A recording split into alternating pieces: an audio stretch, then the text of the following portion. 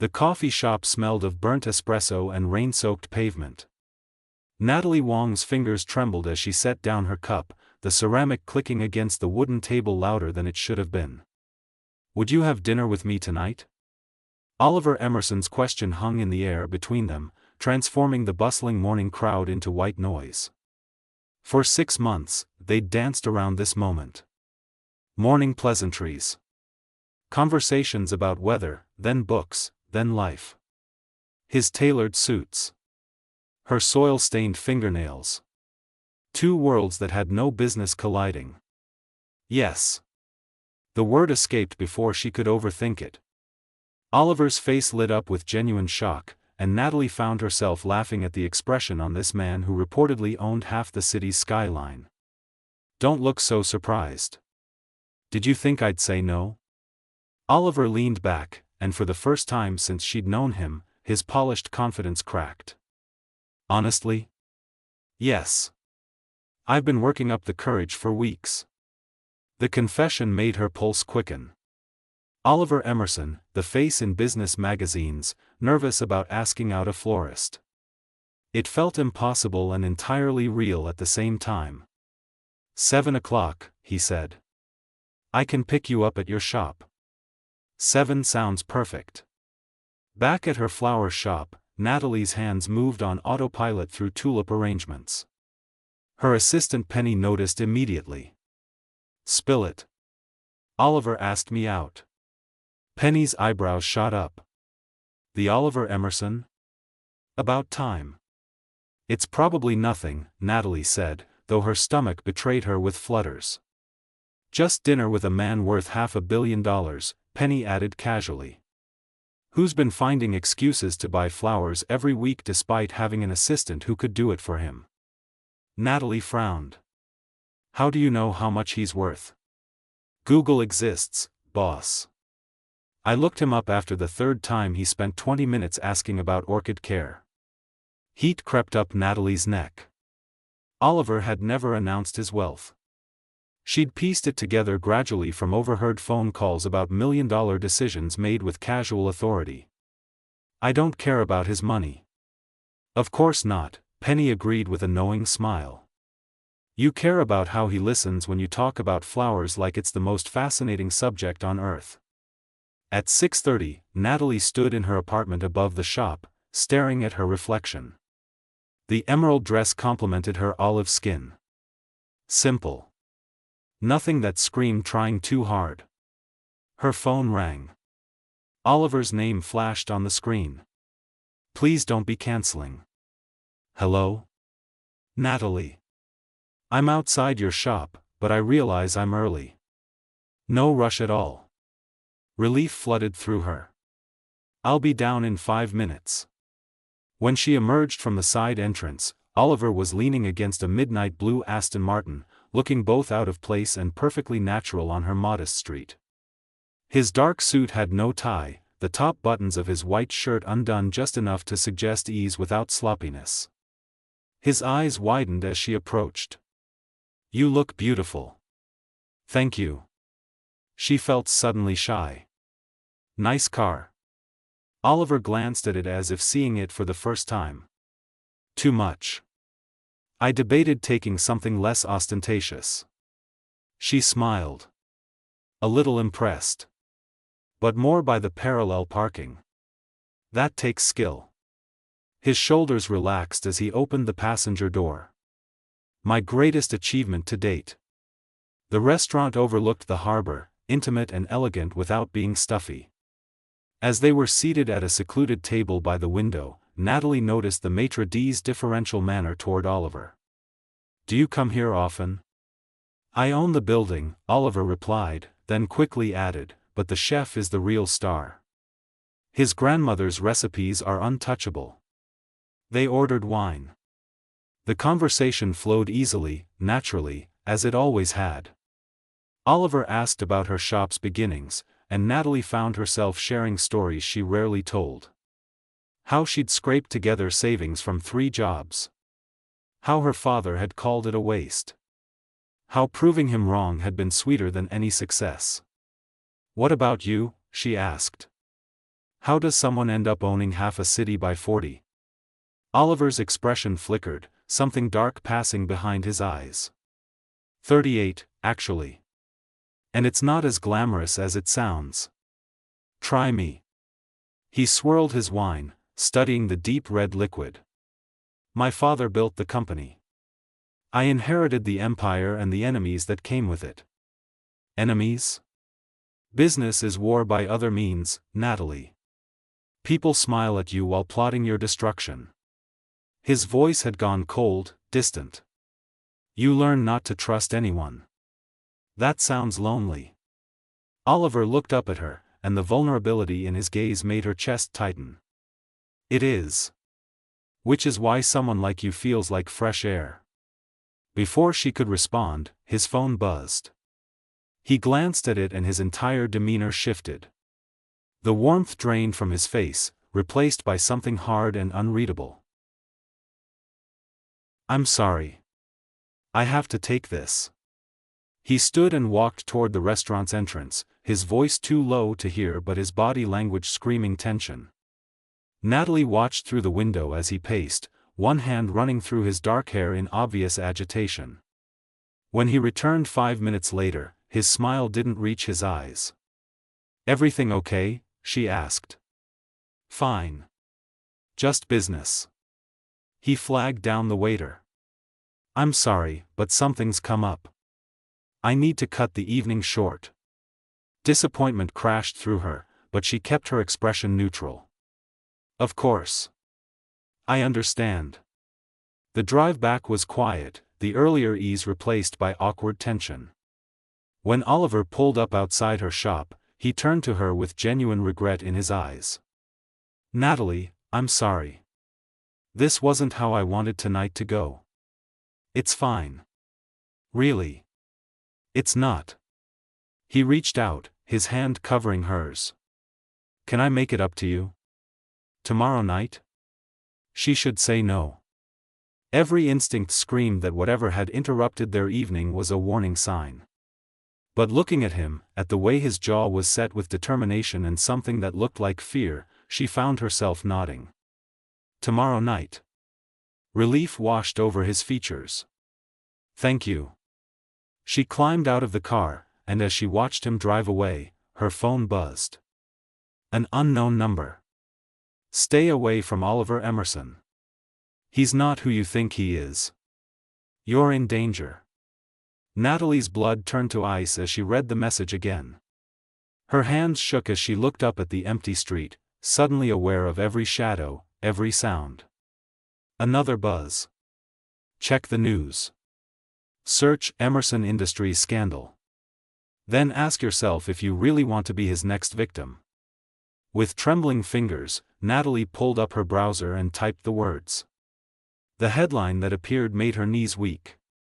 Emerson Industries CEO under investigation, fraud, embezzlement, and the mysterious death of his former partner. Below it, Oliver's face stared back at her from a photo, but this wasn't the man who'd nervously asked her to dinner.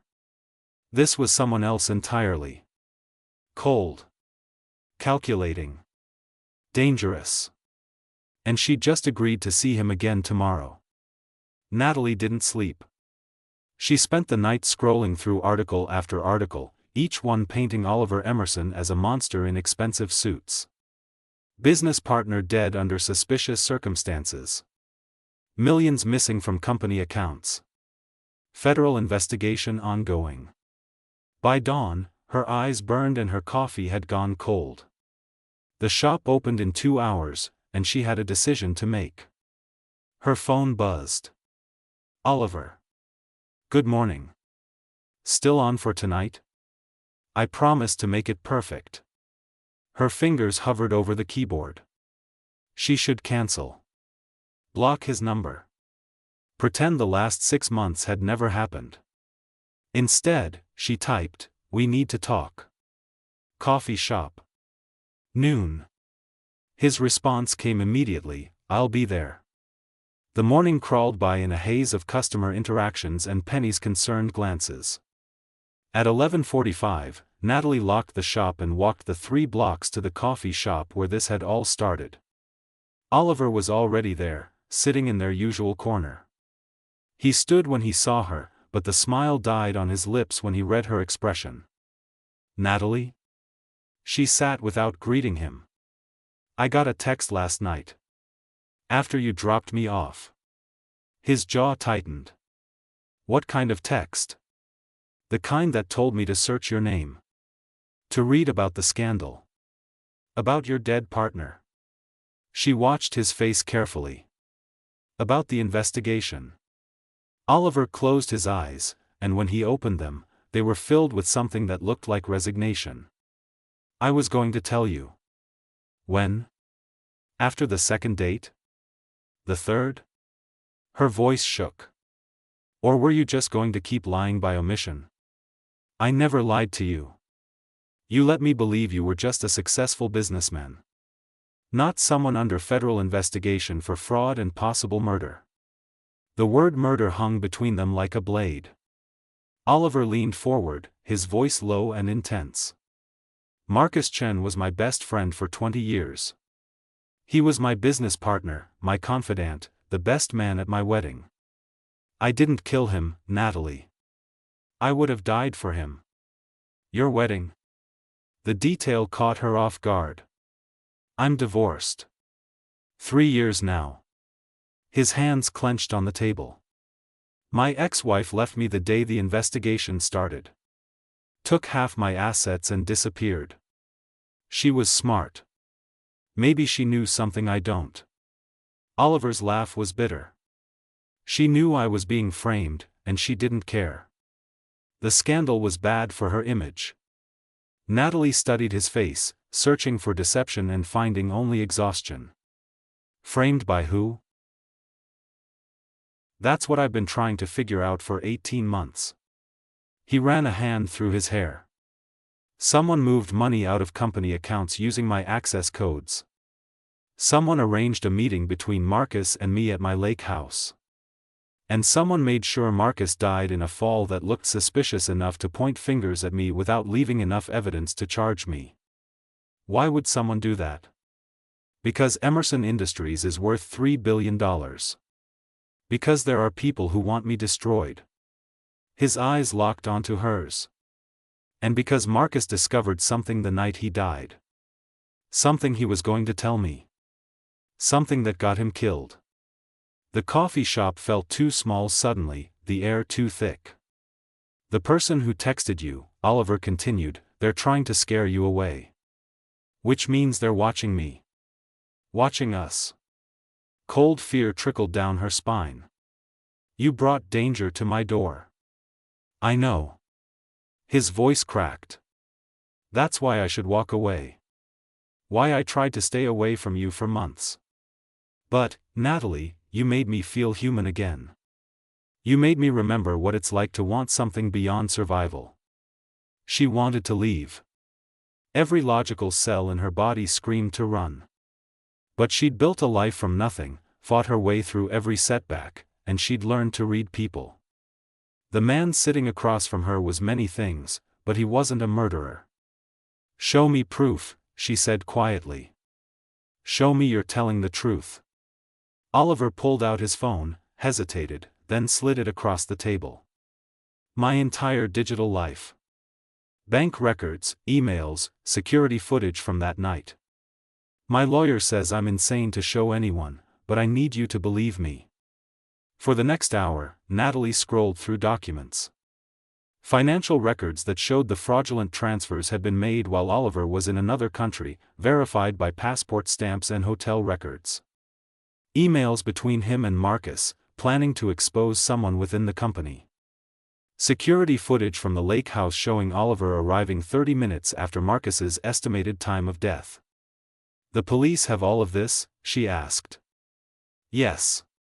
But the investigation is slow, and the damage to my reputation is permanent." He took his phone back. "Whoever framed me knew exactly what they were doing. They destroyed my credibility, isolated me, and turned me into a pariah. All while staying completely hidden."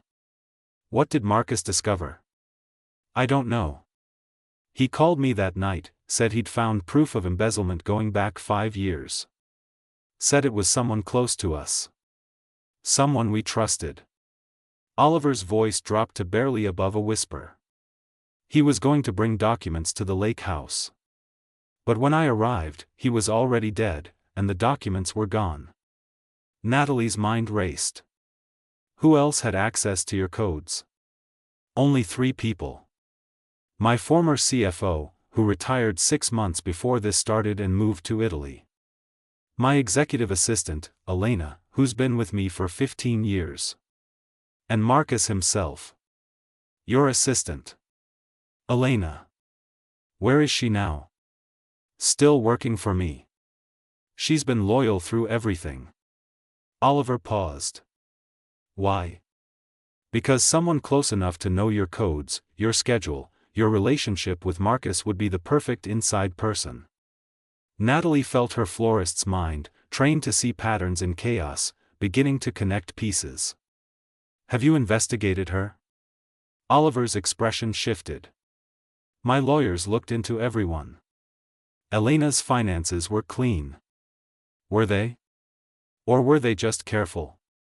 She leaned forward. Oliver, if someone's been embezzling for 5 years, they're smart enough to hide money. He stared at her, something like hope flickering in his eyes. I never thought to dig deeper into Elena. She was Marcus's recommendation. They were friends. The implications settled over them like a heavy fog. Oliver's phone buzzed. He glanced at it and his face went pale. What is it? He turned the phone to show her. A photo of Natalie entering the coffee shop an hour ago, taken from across the street. The message below it read. Tell her to run, or she's next. You've already destroyed enough lives. Natalie's hands went cold, but her voice stayed steady. We need to find Elena. Now. Oliver shook his head. Natalie, this is too dangerous. You need to walk away.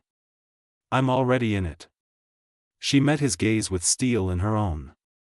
Someone's threatened me, which means they think I matter. That I might help you. So let's prove them right. Why would you do this?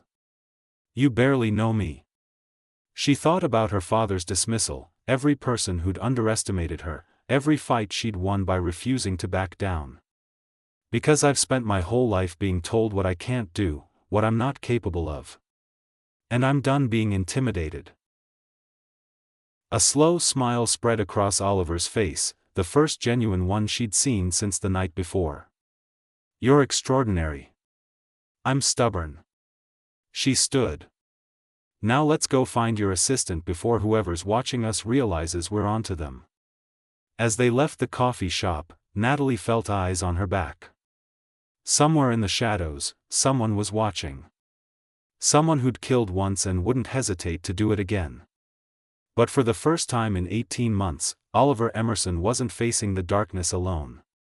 And for the first time in her careful, controlled life, Natalie Wong was walking straight into danger, knowing exactly what she was risking and choosing it anyway. Elena Martinez lived in a modest apartment in the suburbs, exactly where a loyal assistant of 15 years would live. Nothing flashy. Nothing suspicious. Natalie and Oliver sat in his car across the street as dusk settled over the neighborhood.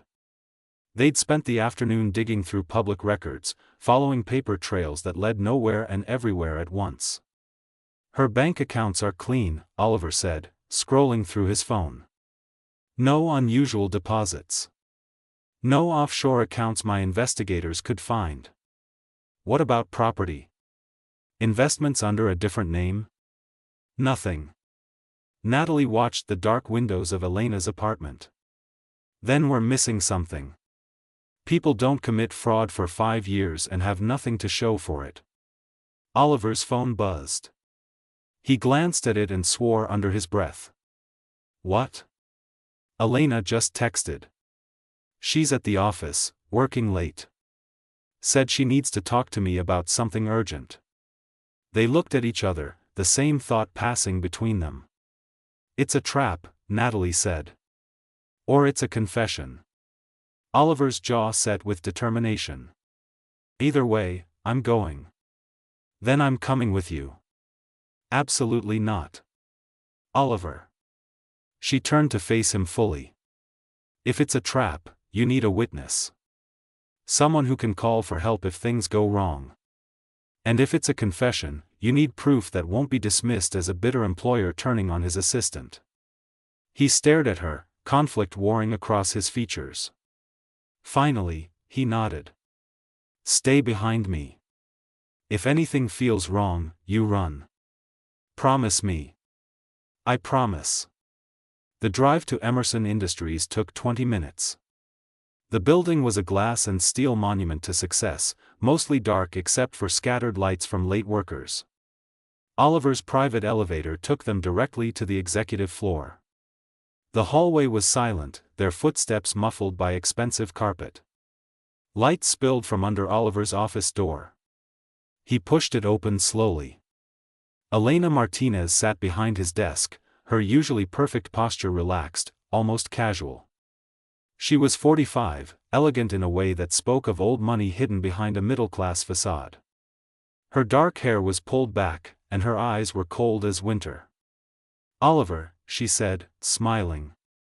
And you brought the florist. How sweet. Elena, what's going on? She stood, moving around the desk with predatory grace. I was hoping we could have this conversation alone, but I suppose it doesn't matter now. The game is over. Natalie's instinct screamed danger, but Oliver stepped forward. What are you talking about? I'm talking about 5 years of careful planning. Elena's smile widened. 5 years of slowly bleeding your company dry while you were too trusting, too stupid to notice. Marcus figured it out, of course. He always was smarter than you. Oliver's face went pale. You killed Marcus. Marcus killed himself by being nosy. She perched on the edge of the desk. I offered him a cut. 50-50 split of everything I'd taken. But he was loyal to you. Stupidly, pointlessly loyal. So yes, I killed him. Pushed him off that balcony myself and watched him fall.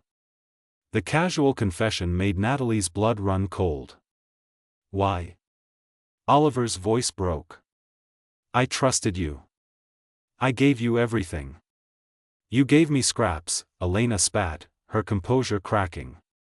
15 years of watching you throw money around while I made $50,000 a year. 15 years of being invisible while you played king. Do you know what that does to a person? So you destroyed me out of jealousy?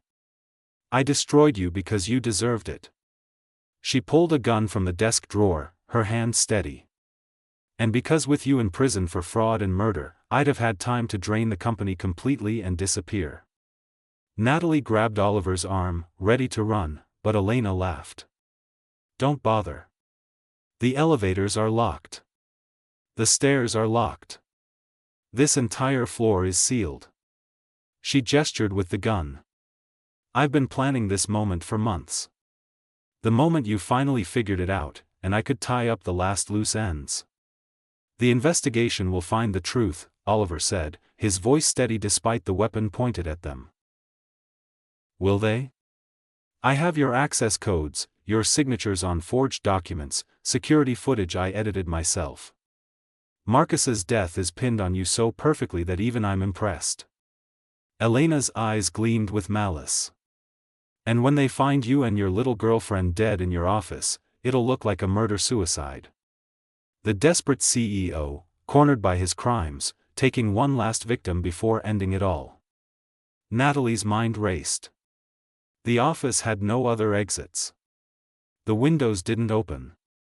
They were trapped 40 stories above the city with a woman who'd already killed once.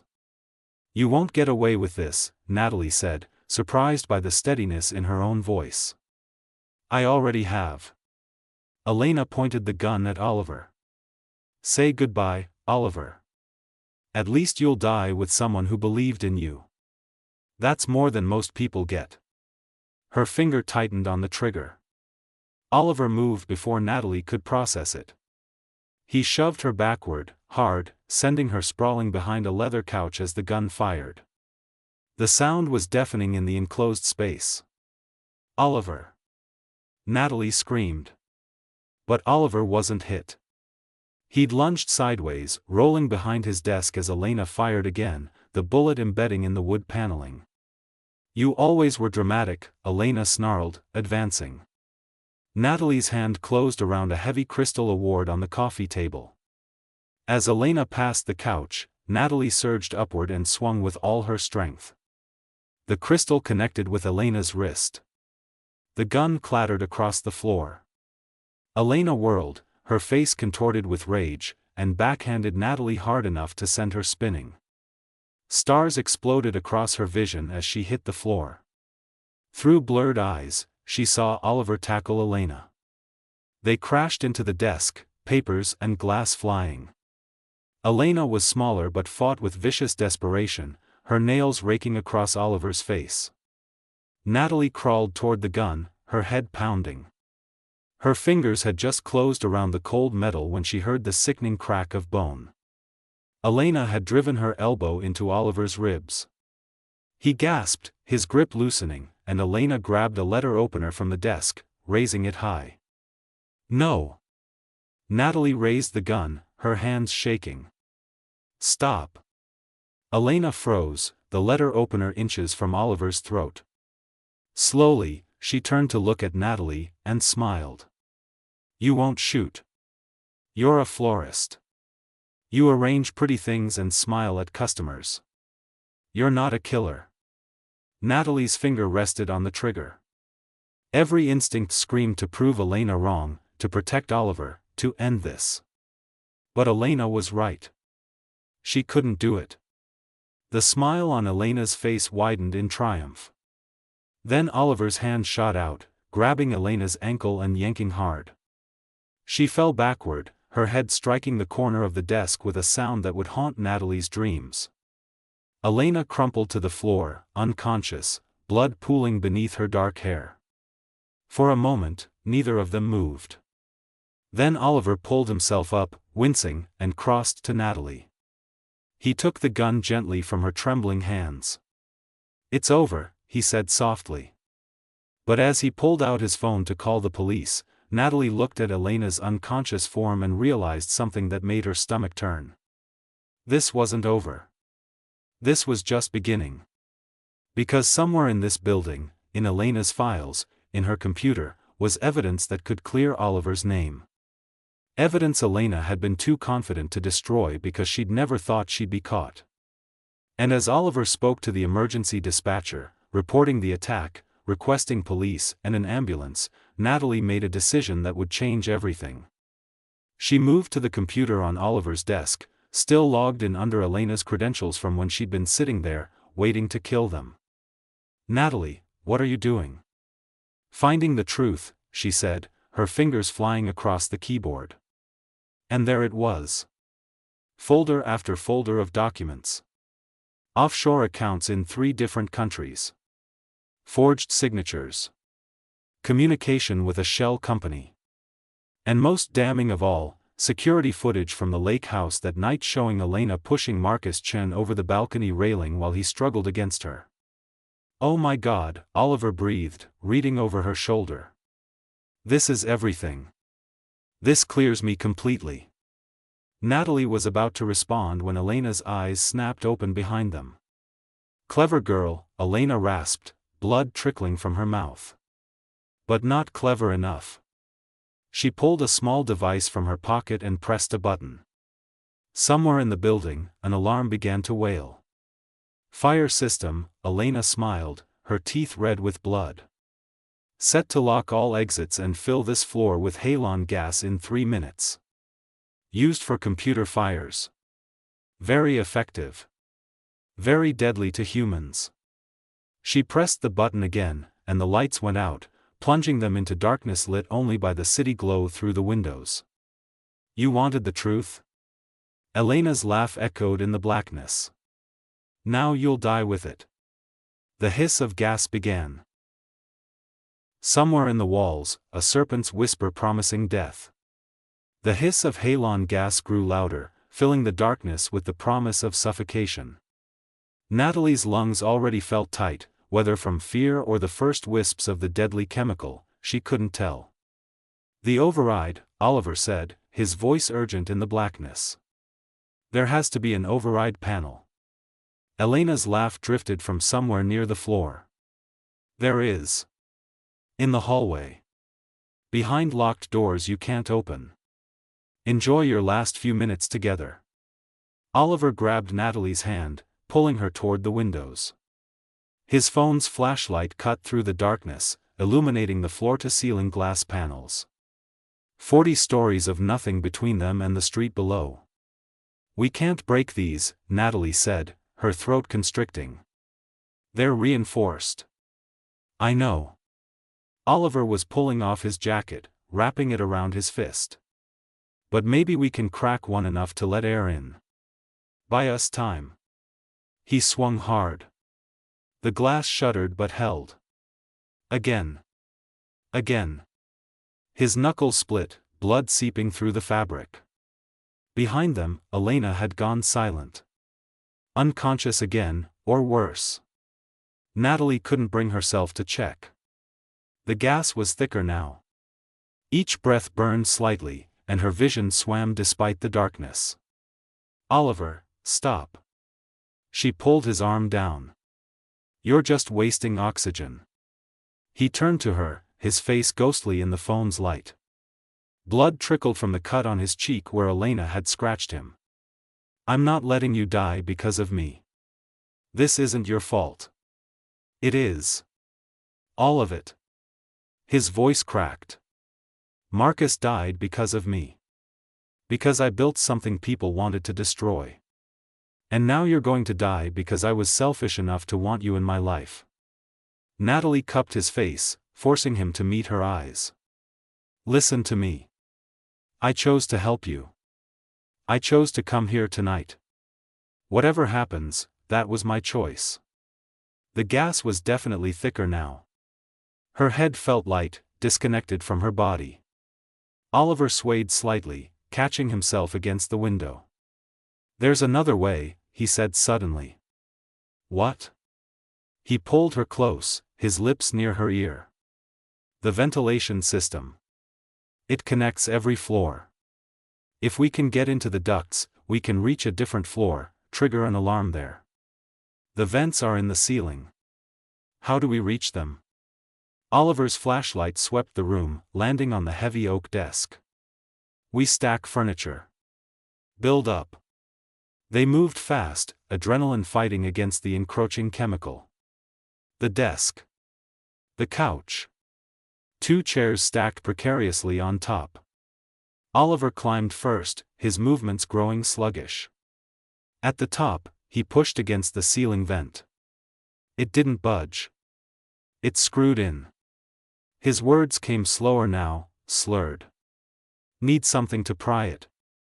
Natalie's mind felt wrapped in cotton, but she forced it to work. Letter opener. Still on the floor next to Elena's body. She stumbled across the room, found it by touch, and climbed back up their makeshift tower on shaking legs. Oliver took it, wedging it under the vent cover. Metal groaned. The cover bent slightly. "Almost," he breathed. Then the tower shifted. Natalie grabbed for balance, but the chair under her foot gave way. She fell, hitting the floor hard, the air driven from her lungs. "Natalie." She couldn't answer. Couldn't breathe. The gas was so thick now that each attempted breath brought only chemicals and fire. Oliver dropped beside her, pulling her up, his arms around her waist. "Stay with me. Come on." But her legs wouldn't hold her weight. The room spun in sickening circles. "I'm sorry," she whispered. "I can't." Oliver's face was close to hers, and in the dim light, she saw him make a decision. Saw the moment he chose. "Yes, you can." He pulled something from his pocket. A small mask, the kind executives kept in their offices for emergencies. Emergency protocol. I forgot I had it. He pressed it to her face. Sweet, clean oxygen flooded her lungs. Her vision cleared slightly. Oliver, you need this too. Not enough air for two. He was already lifting her, carrying her toward the tower of furniture. You're smaller. You need less. And you're going to climb into that vent and get to another floor. No. She tried to push the mask away, but he held it firm. We both go or neither of us does. Natalie. His eyes locked onto hers, and they were clear and certain. I've been living like a ghost for 18 months. Waiting for the investigation to end. Waiting to prove my innocence. Waiting to feel human again. You gave me that. These last 24 hours, you made me remember what it's like to want to live. Then live. Tears streamed down her face. Climb into the vent with me. I'm too big. We both know that. The vent won't hold my weight. He kissed her forehead, his lips gentle. But you can fit. You can get out. You can take that evidence and clear my name. Tell people the truth about Elena. About Marcus. About everything. I don't care about your name. Her voice broke. I care about you. I know. His smile was sad and beautiful. But I care about you more. He lifted her onto the furniture, guiding her up. At the top, he used the last of his strength to wrench the vent cover free. Cool air poured out, a lifeline. Go, he said, boosting her up. Follow the main duct to the right. It slopes down to the 38th floor. Break through any vent you find and trigger the fire alarm. Natalie gripped the edge of the vent opening, but couldn't pull herself inside. Couldn't leave him. Below, Oliver swayed, his face pale as paper. The mask had given her minutes, maybe 10. But he'd been breathing the gas longer, deeper. Oliver, please. Natalie. His voice was fading. My whole life, I've made decisions based on profit and loss. Risk versus reward. But you are the only choice I've ever made with my heart. Let me have this one. Let me do one purely good thing. He pushed her up into the vent before she could protest further, his strength surprising her. She scrambled into the metal tunnel, the oxygen mask still clutched to her face. I'll come back for you, she promised, looking down at him. Oliver was slumped against the furniture, his eyes half closed. But he managed to look up at her, and his smile was real. I know you will. You're the most stubborn woman I've ever met. Then he pushed the pile of furniture away from the wall with the last of his strength. It crashed to the floor, cutting off her path back down. Go, he shouted, and his voice held command, the voice of a man who'd built empires. Go now. Natalie crawled through the darkness, the mask giving her precious air, tears blinding her worse than the shadows. Behind her, she heard Oliver collapse. The vent was narrow, claustrophobic. She pulled herself forward on her elbows, ignoring the pain, focusing only on the slope Oliver had described. Right. Downward. 38th floor. Her hand broke through spiderwebs. Something skittered past her in the darkness. She didn't care. Kept moving. The vent angled down sharply. She slid, metal scraping her arms, and crashed into another junction. Below, through the vent grate, she saw lights. An office floor, still occupied. Late workers at their desks. She kicked the vent cover. Once. Twice. It gave way and she tumbled out, hitting a desk, sending papers flying. A woman screamed. A man rushed toward her. Fire alarm, Natalie gasped, ripping off the mask. Trigger it. 40th floor. Halon gas. Someone's dying up there. The man didn't hesitate. He ran to the wall panel and smashed the glass cover. Alarms shrieked through the building. Sprinklers activated. People began evacuating. Natalie staggered to her feet, pushing past confused workers, heading for the stairs. Going up. "Miss, you need to evacuate down," a security guard said, catching her arm. "Someone's trapped on 40.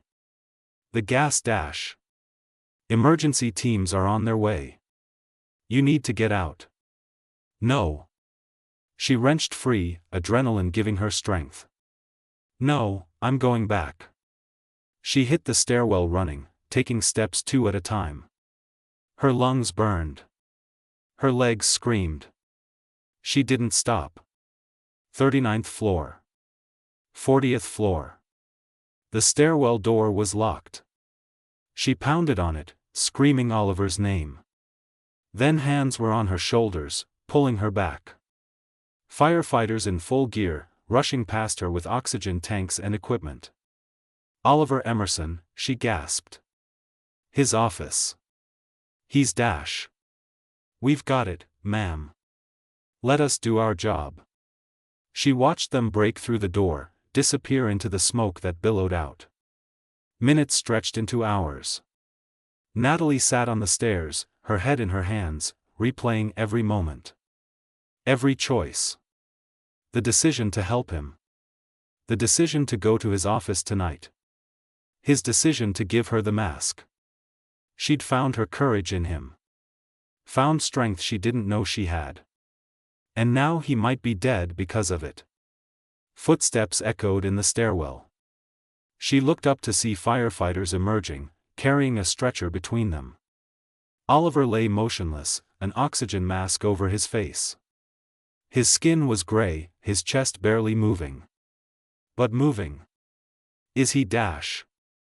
"Alive," one firefighter confirmed. "Got to him just in time. Another minute and he wouldn't have made it." Relief hit her so hard she nearly collapsed. Instead, she followed them down, staying close to the stretcher, her hand hovering over Oliver's. At street level, chaos reigned.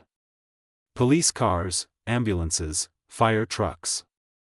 Paramedics swarmed the stretcher, loading Oliver into an ambulance. "Are you family?" one asked. "No, I'm dash," Natalie hesitated. What was she? A date gone wrong?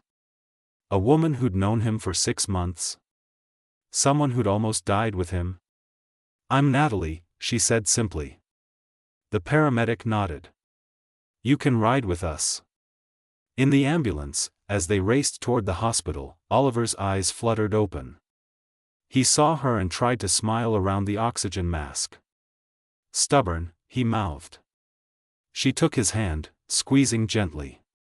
"You taught me that." His fingers tightened around hers, and in that grip, she felt everything he couldn't say. Gratitude. Relief. And something deeper, something neither of them had dared to name yet. The ambulance screamed through red lights, carrying them both toward whatever came next. Behind them, police were finding Elena, unconscious but alive. Finding the evidence on the computer. Finding the truth that would finally set Oliver free. But freedom, Natalie was learning, came with a price. And she'd just paid it by watching the man she was falling for choose her life over his. 3 weeks later, Natalie stood at the window of Oliver's hospital room, watching rain streak down the glass. The city below moved on, indifferent to the drama that had unfolded in one of its gleaming towers. Behind her, Oliver sat propped up in bed, his color finally returned, his breathing steady without assistance. The doctors said he'd been minutes from permanent damage. That the halon gas would have stolen his life or his mind, whichever came first. Elena Martinez was in custody, facing charges for murder, attempted murder, fraud, and embezzlement. The evidence Natalie had found had been overwhelming. Oliver's name was clearing in real time, the media narrative shifting from suspected murderer to victim of elaborate scheme. But vindication felt hollow. "You're quiet," Oliver said softly. Natalie turned to face him. He looked different now. Older, maybe. Or just more real? The mask of the confident billionaire had cracked open, revealing someone vulnerable and uncertain underneath. "I'm thinking," she said. About? About how we got here. About what happens next." Oliver's jaw tightened. They'd been dancing around this conversation since he'd woken up. The doctors. The lawyers. The endless police interviews. It had been easy to avoid the real discussion. Until now. "I almost got you killed," Oliver said, his voice rough. "Twice. First by involving you at all, then by bringing you to that office. You also saved my life. Gave me the oxygen mask. Made sure I could escape. After putting you in danger in the first place." Natalie crossed to his bedside, sitting in the chair she'd occupied for hours over the past weeks. "Oliver, I made my own choices. Nobody forced me to help you. Nobody forced me to go to your office that night. But you wouldn't have been in that position if I'd stayed away from you like I should have." His eyes were dark with regret. "Like I tried to do for 6 months before I was selfish enough to ask you out." Selfish? Anger flared in her chest. "You think wanting connection, wanting to be seen, wanting to feel human is selfish? When it puts someone else at risk?" "Yes." She stood abruptly, pacing to the window and back. "You know what I think? I think you're scared." "Of course I'm scared. Elena tried to kill you because of me." "No." Natalie's voice cut through his. "You're scared because for 18 months, you've been alone. You've been in survival mode, trusting no one, keeping everyone at arm's length. And then I came along and somehow got past your defenses. And that terrifies you more than any of Elena's threats ever did." Oliver stared at her, and something in his expression cracked. "You're right. It does terrify me. Because everyone I've ever cared about has been hurt. Marcus is dead. My ex-wife abandoned me. My own assistant betrayed me." His voice dropped to barely above a whisper. "And you almost died in my arms. But I didn't." She moved closer, taking his hand. "I didn't die, Oliver. We both survived. And we have a chance that most people never get. A chance to start fresh. To build something real. Or I could end up getting you killed for real next time. There won't be a next time. Elena's in prison. The investigation is closing. Your name is being cleared. This time." Oliver pulled his hand away gently. "But there will be others, Natalie. Other people who want what I have. Other enemies I've made over 20 years in business. My world is sharks and blood in the water, and you're a florist who arranges tulips and makes people smile." The words hung between them, sharp and final. Natalie felt something inside her chest break. Not her heart, exactly. More like a door closing. The end of a possibility. "So that's it?" Her voice was steady despite the pain. "You're pushing me away because you've decided I'm too fragile for your world?" "I'm protecting you." "No." She stood, gathering her bag. "You're protecting yourself. From the risk of caring about someone. From the possibility of being hurt again." She paused at the door. "I faced down a killer for you, Oliver. I crawled through ventilation shafts and triggered alarms and saved your life. Don't tell me I'm too fragile for anything." "Natalie, wait." She stopped but didn't turn around. "I'm sorry," he said, and his voice was raw with genuine pain. "I'm so sorry. You deserve someone who doesn't come with a target on their back. What I deserve is to make my own choices about what I can handle." She finally looked back at him. "But you're right about one thing. I do deserve someone brave enough to let me make those choices. Someone who trusts me to know my own mind." She walked out before he could respond, before the tears burning behind her eyes could fall. The hospital corridors blurred past her. The elevator ride felt endless. Outside, rain soaked through her jacket in seconds, but she didn't care. She'd survived assassination attempts and poison gas. She could survive heartbreak. Her phone buzzed. Oliver's lawyer, requesting a meeting about her testimony for the upcoming trial. She silenced it. Another buzz. Penny, asking if she was okay. Another buzz. Unknown number. She almost ignored it. Then stopped, thinking of the last unknown number that had texted her. The warning about Oliver. She opened the message. Thank you. For finding the truth. For giving me justice. Marcus. Her blood went cold. Marcus was dead. This had to be some kind of sick joke. Another message appeared. Not dead. Hiding. Elena thought she killed me, but I survived the fall. Barely. Been in witness protection while gathering evidence. Your discovery of her files confirmed everything. She'll pay for what she did. Natalie stared at the screen, mind reeling. Marcus Chen was alive. Which meant Oliver's best friend, the person he'd been mourning for 18 months, had been alive the entire time. Don't tell Oliver yet. Let the lawyers handle it. But I needed you to know. What you did mattered. She stood in the rain, phone clutched in her shaking hand, and made a decision. Turning around, she ran back into the hospital, taking the stairs this time because elevators were too slow. Her wet shoes squeaked on the linoleum as she sprinted down the corridor. Oliver's room. She burst through the door, breathing hard. He looked up, surprise and hope warring on his face. Natalie? Marcus is alive. The words hung in the air. Oliver's face went through a dozen emotions in as many seconds. Shock. Disbelief. Hope. Confusion. What? She showed him the messages. Watched him read them once, twice, 3 times.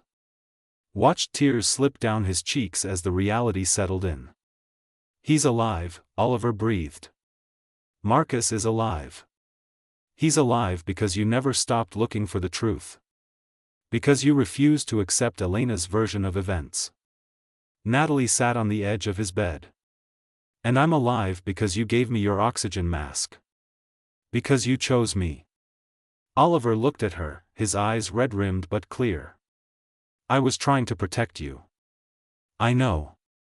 But Oliver, life doesn't come with guarantees. My father tried to protect me from failure by telling me I'd never succeed as a florist. All he did was make me more determined to prove him wrong. She took his hand. You can't protect me from every danger.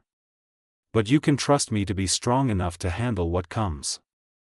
I don't want to lose you. Then stop pushing me away. He pulled her close, his arms wrapping around her, his face buried in her hair. She felt his chest hitch with a sob he'd been holding back for weeks. I'm scared, he whispered against her ear. So am I. She pulled back to look at him. But I'd rather be scared with you than safe without you. Oliver kissed her then, soft and desperate and full of everything they'd been through together. When they broke apart, his forehead rested against hers. What do we do now? He asked. We start over. Really start over. No more secrets. No more pushing each other away when things get hard. She smiled. We have dinner. We talk about our days. We figure out if this is real or just adrenaline and trauma. It's real. His voice was certain. At least for me. For me too. Outside, the rain continued to fall, washing away the ash and smoke of the past weeks. In a prison across the city, Elena Martinez awaited trial. In witness protection, Marcus Chen prepared to testify. In boardrooms and courtrooms, lawyers worked to restore Oliver Emerson's reputation. But in that hospital room, 2 people who'd found each other in the chaos simply held on. They'd been brought together by fate and coffee shop routines. They'd survived betrayal and poison and impossible choices. They'd learned that love wasn't about grand gestures or perfect timing. It was about choosing each other, again and again, even when it was terrifying. Especially when it was terrifying. Oliver's phone buzzed. His lawyer, probably. Or the police. Or one of a dozen people who needed his attention. He silenced it without looking. "I'm taking a few weeks off," he said.